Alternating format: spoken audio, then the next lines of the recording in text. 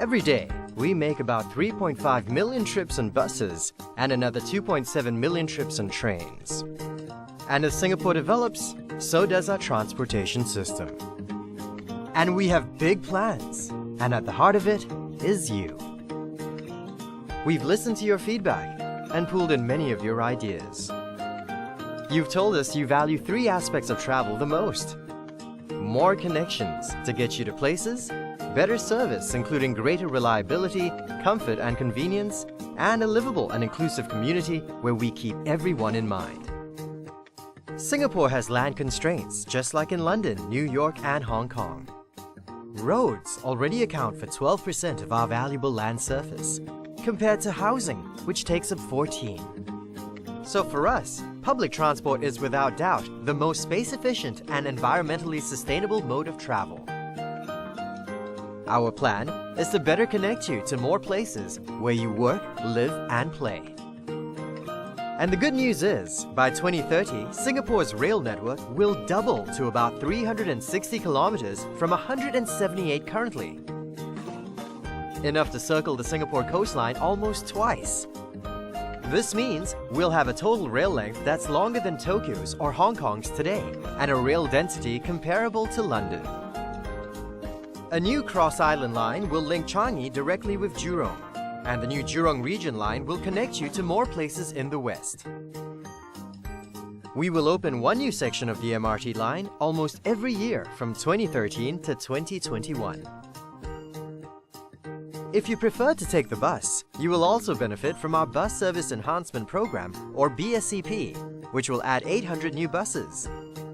This represents a 20% increase in the total number of buses serving you.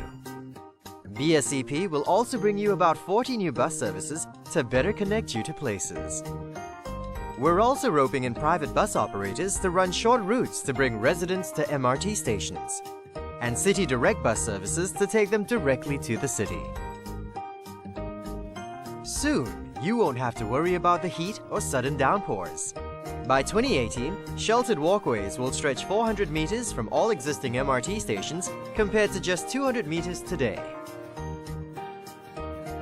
Cycling to the nearest MRT station, food center or library in your town has never been easier, as we expand the cycling path network to over 700 kilometers to connect you everywhere.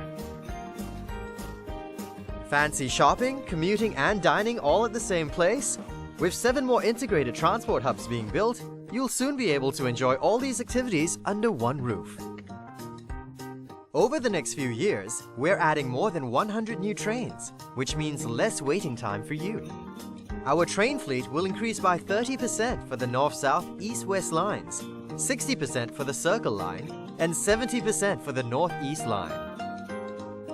We're also improving the signaling system of the North-South, East-West lines. This will mean just a 100-second wait between trains, down from 120 today. In other words, during peak hours, you can expect 6 trains to arrive every 10 minutes instead of 5 trains today. So you'll get more time to do the things you enjoy most. Our aim is to ensure we take care of everyone and make our home more livable. So in the next 5 years, about 40 more pedestrian overhead bridges near train stations or bus interchanges will be fitted with lifts to help our elderly, the less mobile, and parents with prams. For those who live close to elevated train tracks, you might find the rumbling of trains noisy. So we're going to install some 20 kilometers of noise barriers along these sections to help reduce noise levels. While we're putting in the big pieces for you, such as new rail lines and more buses, you can also become a smarter commuter. You can plan your trip in advance with mytransport.sg on your smartphone or computer, or take advantage of schemes such as free travel on the MRT before morning peak hours. And why not brighten up someone's day and put the smile back into commuting? Simple acts like giving up your seat, queuing up and moving in will help bring cheer to fellow commuters. So what you can expect by 2030 is 8 in 10 homes will be within a 10-minute walk from a train station. 85% of your public transport journeys will take no more than an hour. And 75% of all peak hour journeys will be made on public transport. All of these initiatives will bring us closer to our vision of having a people-centered land transport system.